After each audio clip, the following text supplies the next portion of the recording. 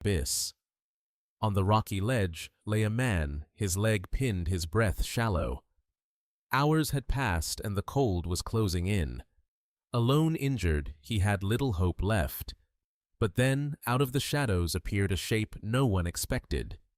A wolf. Its eyes caught the dim light glinting with something more than instinct. Instead of attacking, the animal lifted its head to the sky and let out a long, haunting howl that echoed across the mountains. What if I told you that howl would save a man's life? Would you believe that a wild wolf could repay a human for an act of kindness? This is not a legend. This is a true story of survival gratitude and an unlikely bond between man and wolf. And what happened next shocked everyone. Before the howl in the canyon, before the impossible rescue, there was a man who lived his life between two worlds, the world of people and the untamed wilderness. His name was Daniel Hartman, a wilderness guide who had spent more than a decade leading travelers into the remote forests of the northern Rockies. Daniel wasn't just a guide, he was a storyteller, a teacher, and at times a guardian. He grew up in a small Montana town where the forest began at the edge of his backyard. His father was a park ranger, his mother a school teacher who loved folklore. From them, Daniel learned both the science and the stories of the land. He carried that mix into his adult life, the precision of tracking wildlife and the wonder of sharing it with those who had never set foot in such places. The northern Rockies are unforgiving. Winters are long snow presses down heavy on the pines, and the wind can cut straight through bone. Yet they are also breathtaking valleys carved by glaciers, rivers flashing like silver under the sun, and the echo of wolves that once ruled this land. Wolves once there were millions. 2 million gray wolves roamed across North America, filling forests, grasslands, and tundra with their presence. But by the early 20th century, relentless hunting and government extermination campaigns had driven them to the edge of extinction in the United States. By the 1970s, wolves were gone from most of the lower 48 states. Daniel knew this history well. He had read about the reintroduction programs, especially in Yellowstone National Park, where wolves were brought back in the 1990s. Their return reshaped entire ecosystems. Elk herds moved differently. Vegetation grew back rivers, even changed course. Science called it a trophic cascade. To Daniel, it was proof of balance restored. Still, outside protected areas, wolves remained controversial. Ranchers feared for their livestock, hunters resented competition, and illegal traps still scarred the wilderness. As a guide, Daniel had stumbled across those steel jaws more than once, hidden under leaves or snow, waiting for anything unlucky enough to step inside. He hated them. He knew that no wolf, no elk, no creature deserved that kind of suffering. But he also knew the risks of interfering. Wildlife laws were strict. Touching a trapped animal without authorization could mean fines or worse. Yet Daniel's heart was not made of steel, and the forest had a way of testing a man's convictions. On one particular journey deep in the late autumn season, Daniel's group had finished their trek and returned home.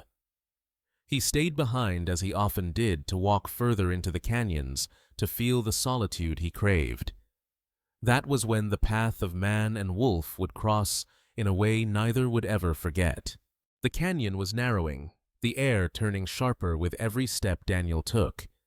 He had wandered farther than usual, his boots crunching over frost-hardened leaves, when he heard it, a sound that froze him in place.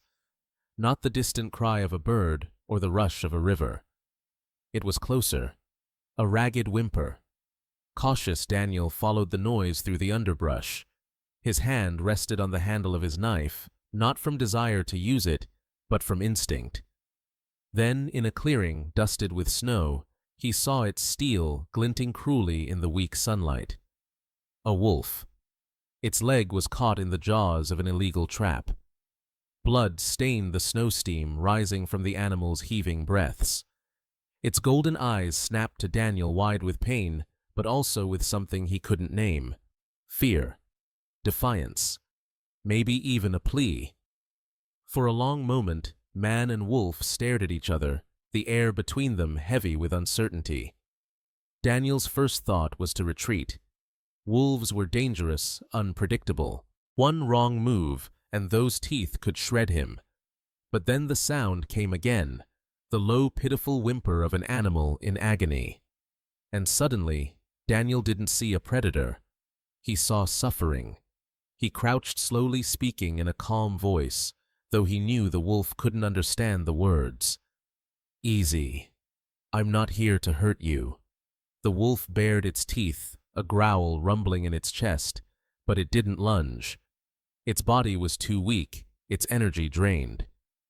Daniel studied the trap, an old steel jaw design outlawed decades ago, but still used by poachers. Releasing it would be dangerous. Minutes stretched into hours in Daniel's mind. Finally, he made his choice. He couldn't walk away. He set down his pack, pulled a length of wood from the ground, and carefully pressed against the trap's mechanism. The jaws resisted, squealing in protest. The wolf, tensed eyes blazing. With a final push, the steel gave way. The jaws snapped open, and the wolf yanked its leg free, stumbling back, blood dripping in the snow. Daniel froze, heart pounding. Was this the moment it would strike? Instead, the wolf limped a few steps, then stopped. It turned its head. Their eyes locked again, longer this time. There was no gratitude in the human sense, but something passed between them. Recognition. A silent acknowledgement that this moment mattered.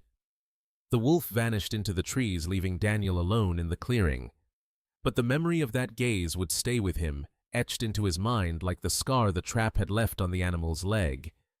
That day, Daniel thought he had simply saved a wolf. He had no idea that one day that same wolf would return the favor. In the days after the encounter, Daniel couldn't shake the image of the wolf's wounded leg. He told himself it had run far, that nature would heal what man's cruelty had broken. But late at night, under the weight of silence, doubt gnawed at him. What if the infection spread? What if the wolf's limp left it unable to hunt, unable to survive the winter storms rolling in? One evening, as Daniel followed an old elk trail deep into the pines, he heard movement behind him. His instincts flared. He turned. There, half shrouded in shadows, stood the wolf. Thin, limping, but unmistakable. The scar on its leg caught the fading light. For a moment, fear returned. But the wolf didn't advance. It hovered at a distance, watching, breathing heavily. Something in its stance told Daniel this was no accident. The animal had sought him out. Daniel knelt, opening his pack slowly. He pulled out dried venison strips, the only food he could spare, and tossed them gently onto the ground several paces away. The wolf's ears twitched. Hesitation gave way to hunger. It crept forward, snatched the meat, and retreated into the trees. This became a ritual. Each time Daniel ventured into the forest, the wolf appeared, always cautious, never too close yet, never too far. Daniel began to carry more provisions, offering scraps when he could. In return, the wolf lingered longer, its golden eyes fixed on him as though memorizing the man who had given it freedom. But caring for a wild creature was no simple act of kindness, it was a trial. The wolf's wound worsened before it improved. Daniel once found blood in the snow, stark against the white. He followed the trail, fearing the worst, until he discovered the wolf lying weak beneath a cedar. Its breaths were shallow, its eyes dull. Desperation overtook caution. Daniel whispered soothing words, inching closer, until he could see the infection festering in the wound. He couldn't leave it. From his first aid kit, he pulled gauze, iodine, and trembling courage. Slowly, carefully, he cleaned the injury, wrapping it as best he could. The wolf growled, low eyes flashing, but it didn't strike. For that fragile hour, predator and human shared a boundary neither dared cross. The following days tested them both. Snowstorms lashed the mountains. Daniel hiked miles to check on the wolf, sometimes finding it absent, sometimes finding it waiting. Gradually, the swelling lessened, the wound closed. The wolf stood taller, its strength returning like fire rekindled from embers. Daniel witnessed behaviors he had only read about in books. The wolf would lift its head at night and release a mournful howl, the sound rolling across the canyons like a song of longing. Sometimes in the distance, faint echoes answered, perhaps its pack, perhaps only wind. Either way, Daniel felt privileged, standing in the company of something wild and eternal. But danger loomed beyond weather and wounds. Word spread in nearby towns of missing livestock, of wolves seen too close to farms. Fear painted every shadow with suspicion. When neighbors spotted Daniel hiking with food supplies, questions followed. "What are you doing out there so often? You're not feeding wolves, are you?"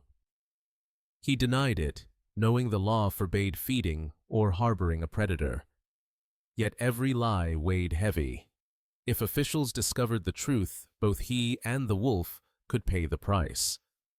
One bitter morning, Daniel thought he had lost it all. He arrived at the cedar grove to find no sign of the wolf. Hours passed, tracks disappearing into drifts of snow. Panic clawed at him. But just as he turned back, a familiar silhouette appeared at the tree line, eyes a light tail, low but steady. The wolf had returned, thinner, battered, but alive.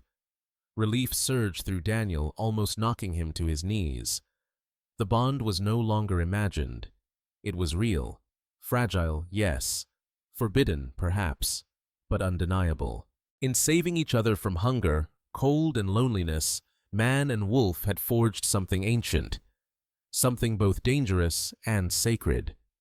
And though Daniel didn't yet realize it, these trials were only a prelude.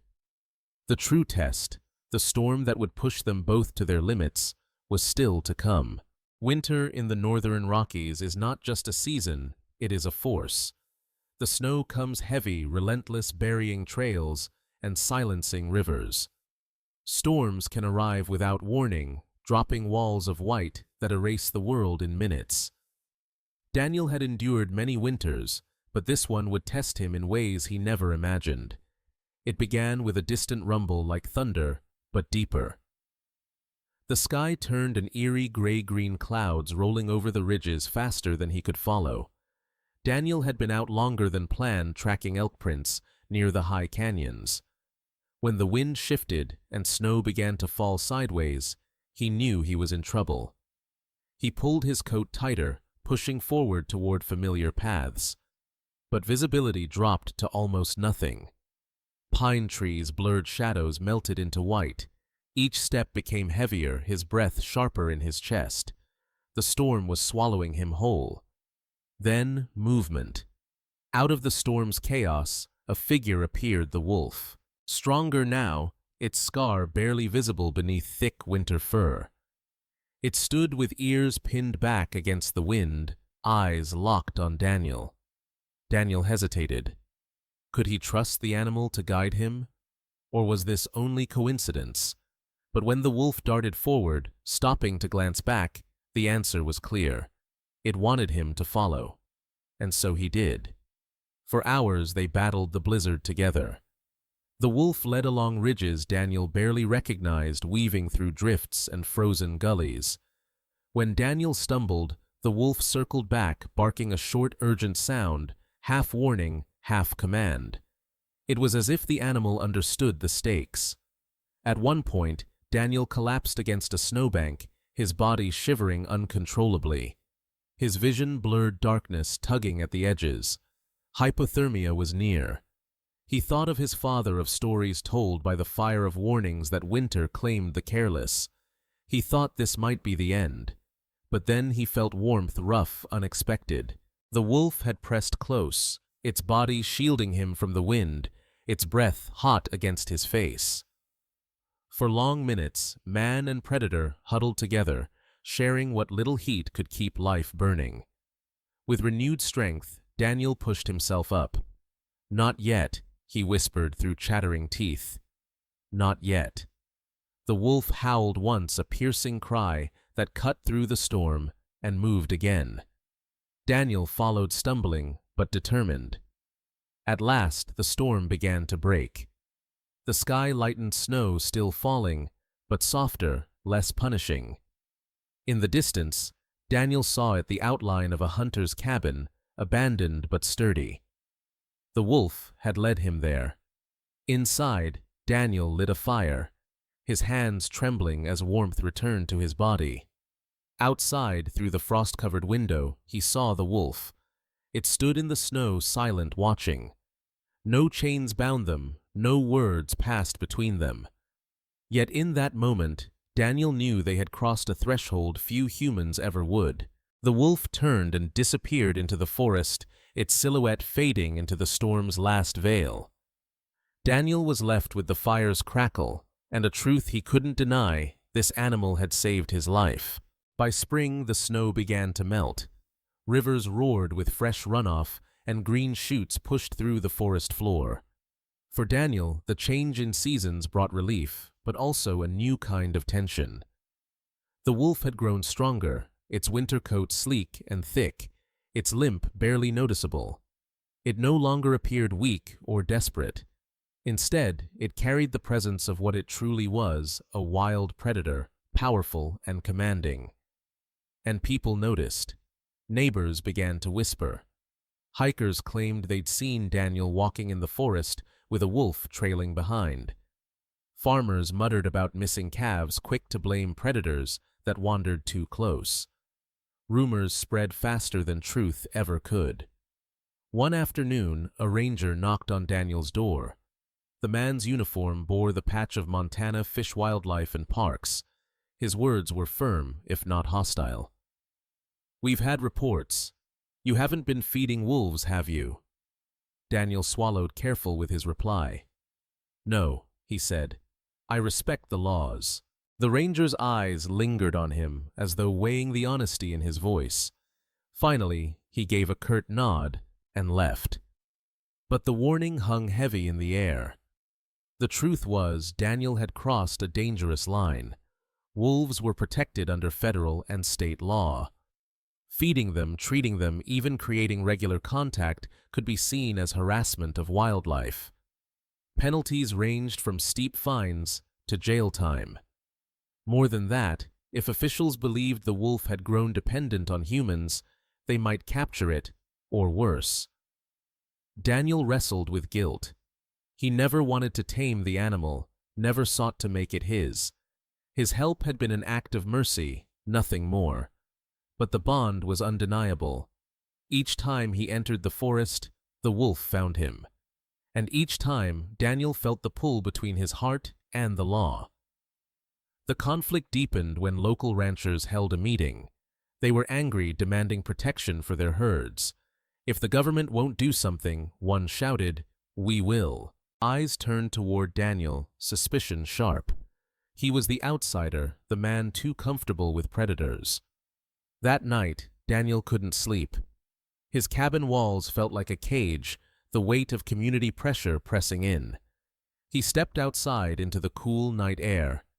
There in the distance, a howl rose low, haunting familiar. The wolf was near. Daniel realized what others would never understand. The animal wasn't chained by his kindness. It had chosen to return.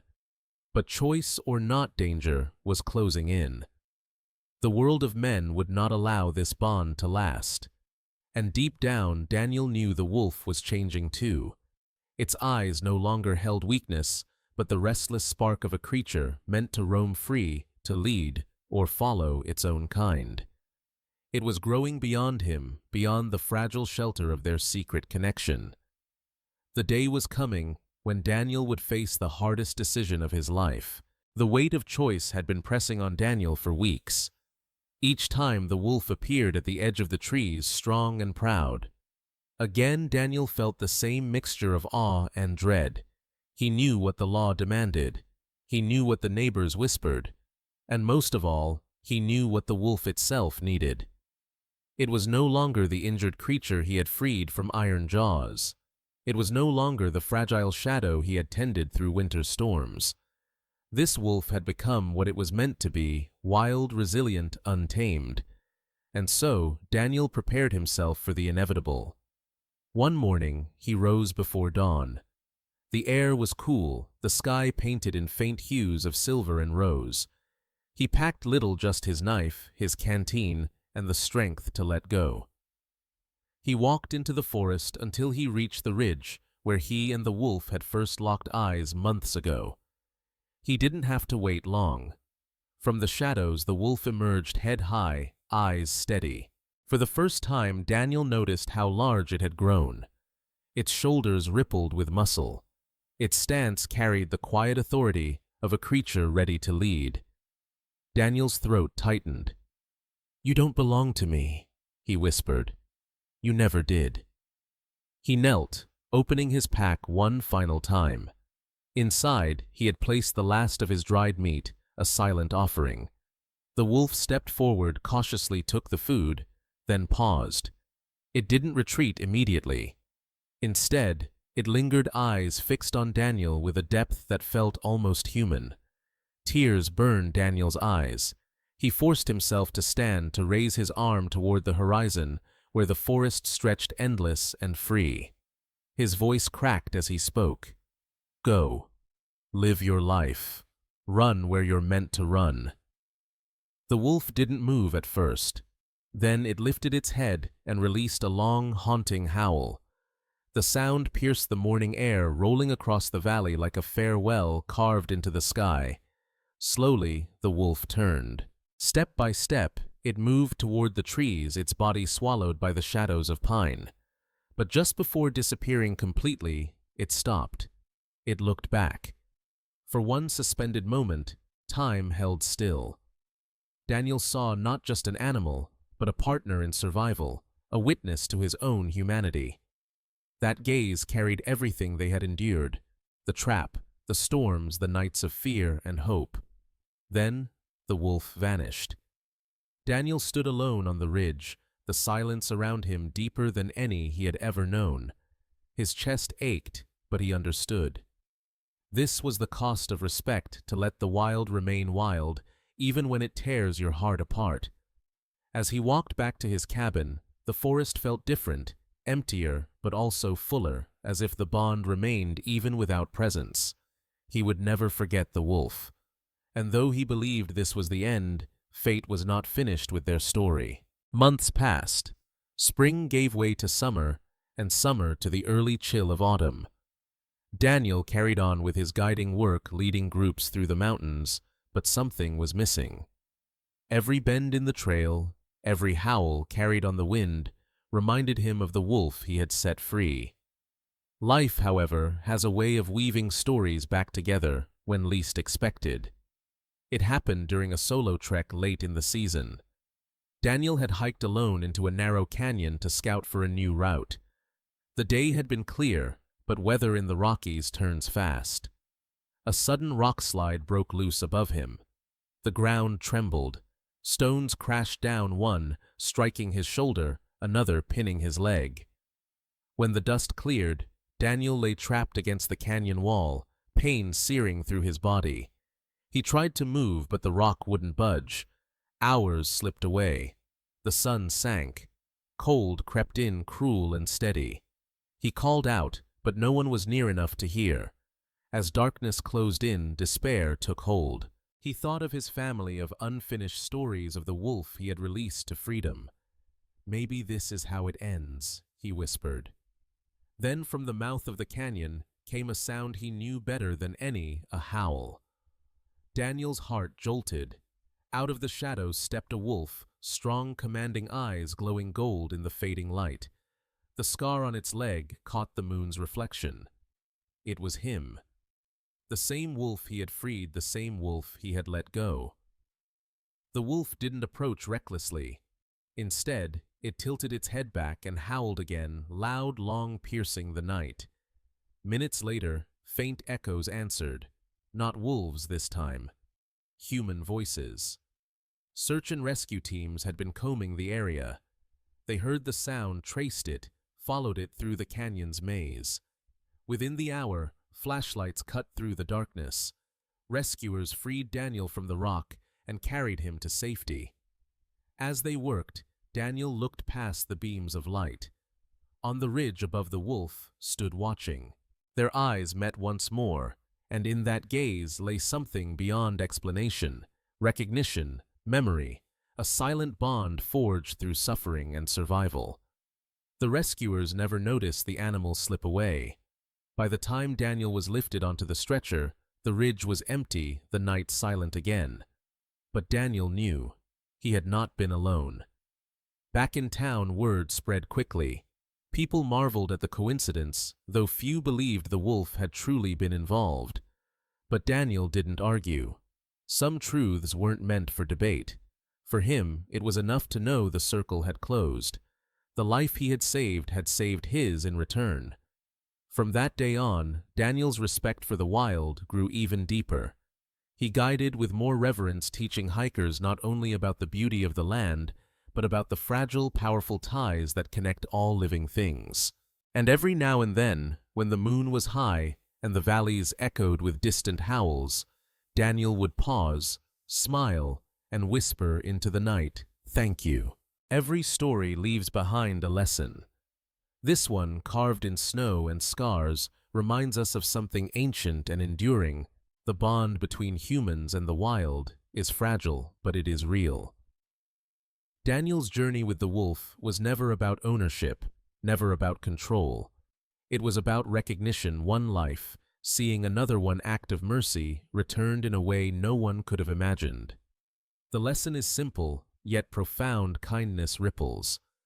The smallest choice to free a trapped animal to show respect instead of fear can shape destinies. For Daniel, it meant survival. For the wolf, it meant freedom. For us, it means remembering that our actions matter even when no one is watching. Science tells us that wolves once roamed North America in staggering numbers, nearly 2 million strong. By the mid-20th century, humans had hunted them nearly to extinction in the lower 48 states. Their return through conservation and reintroduction has restored balance to ecosystems that had faltered in their absence. Yellowstone's rivers run differently today because wolves came back. Elk herds move smarter, vegetation thrives, and entire landscapes heal. But these victories remain fragile. Wolves are still misunderstood, still threatened by illegal traps, habitat loss, and conflict with humans. The survival of this species depends on choices we make, choices of compassion, of coexistence, of responsibility. Daniel's story may feel extraordinary, but at its heart lies a truth we can all embrace. Respect the wild, and it may one day respect us back. So the next time you hear a wolf's howl drifting across the night sky, remember this tale. It is not just the voice of the wilderness. It is a reminder that gratitude, survival, and connection transcend the boundaries between species.